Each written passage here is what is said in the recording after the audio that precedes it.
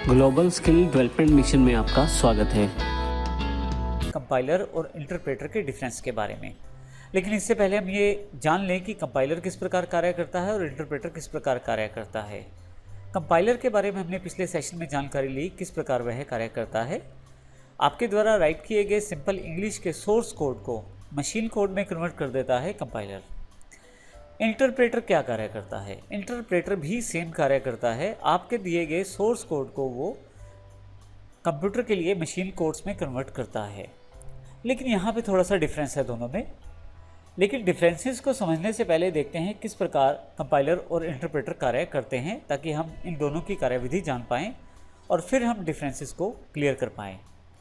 हमारे पास यहाँ पे कंपाइलर और इंटरप्रेटर के बीच का डिफरेंस दिया गया है। लेफ्ट साइड कंपाइलर है। मान लीजिए हमारे पास सोर्स कोड है 5 लाइनों का। कंपाइलर एक ही बार में सारी लाइनों को चेक करेगा कि कहीं कोई गलती तो नहीं है और फाइनली आपको मशीन कोड कन्वर्ट करके दे देगा, और ये सब एक ही बार वन गो में कर देगा कंपाइलर।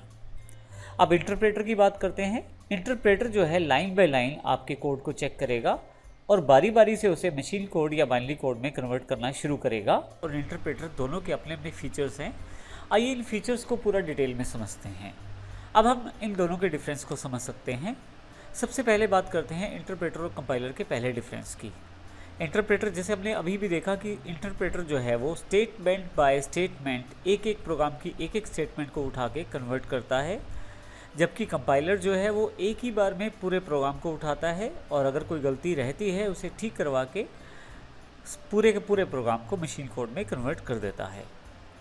अगर इंटरप्रेटर की बात करें तो क्योंकि लाइन बाय लाइन चलता है तो एग्जीक्यूशन टाइम इसका स्लो रहता है और इसे पूरा का पूरा source code line by line scan करना होता है, तो इस कारण से ये थोड़ा सा समय ज़्यादा लेता है और इस कारण से मशीन कोड जनरेट करने में इसको थोड़ा समय ज़्यादा लगता है।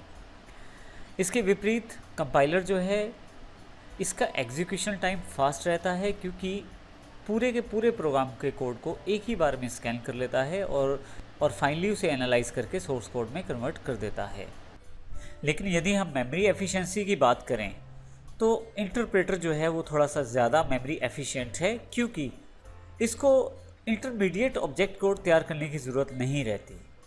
किसी भी तरह का इंटरमीडिएट ऑब्जेक्ट कोड इंटरप्रेटर के द्वारा तैयार नहीं किया जाता। इस कारण से यह ज़्यादा मेमोरी नहीं लेता और मेमोरी एफिशिएंट रहता है। जबकि इसके विपरीत कंपाइलर को इंटरमीडिएट कोड जनरेट करना पड़ता है, जिसको बाद में लिंकिंग और लोडिंग के साथ प्रयोग किया जाता है। इस कारण से कंपाइलर जो है उसे मेमोरी ज़्यादा चाहिए होती है अपने प्रोग्राम्स को कंपाइल और एग्जीक्यूट करने के लिए।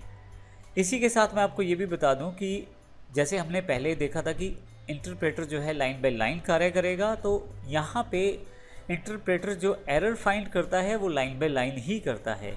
इस कारण से प्रोग्रामर के लिए थोड़ा आसान हो जाता है, क्योंकि उसके पास एरर जो है लाइन स्पेसिफिक एरर्स रहते हैं, यानी कि जिस लाइन पे एरर बताया जा रहा है अब उस लाइन को आसानी से फाइंड आउट करके एरर ठीक कर सकते हैं इंटरप्रेटर के द्वारा। कंपाइलर क्योंकि पूरे के पूरे प्रोग्राम को एक बार में स्कैन कर लेता है और काफ़ी सारे एरर आपको दिखा देता है, तो कई बार थोड़ा सा टिपिकल हो जाता है कंपाइलर के साथ कार्य करना। यदि हम प्रोग्रामिंग लैंग्वेजेस की बात करें तो अलग अलग लैंग्वेजेस में अलग अलग तरह के ट्रांसलेटर का प्रयोग किया जाता है। जैसे पाइथन, रूबी जैसी लैंग्वेजेस इंटरप्रेटर को प्रयोग करती हैं अपने प्रोग्राम को एग्जीक्यूट करने के लिए, जबकि C++, C# जैसी लैंग्वेजेस कंपाइलर को प्रयोग करती हैं अपने प्रोग्राम को एग्जीक्यूट करने के लिए। यहाँ सबसे इम्पोर्टेंट बात ये ध्यान रखिएगा कि जावा दोनों को प्रयोग करती है, कंपाइलर को भी जावा प्रयोग करती है और इंटरप्रेटर को भी प्रयोग करती है। हम अगले सेशन में जानकारी लेंगे कि किस प्रकार से जावा दोनों का प्रयोग करके अपने कार्य को आसान बनाती है और किस प्रकार से जावा इसी फीचर की वजह से अपने आप को प्लेटफॉर्म इंडिपेंडेंट बना लेती है। इसको हम अगले सेशन में जानकारी में लेंगे। धन्यवाद।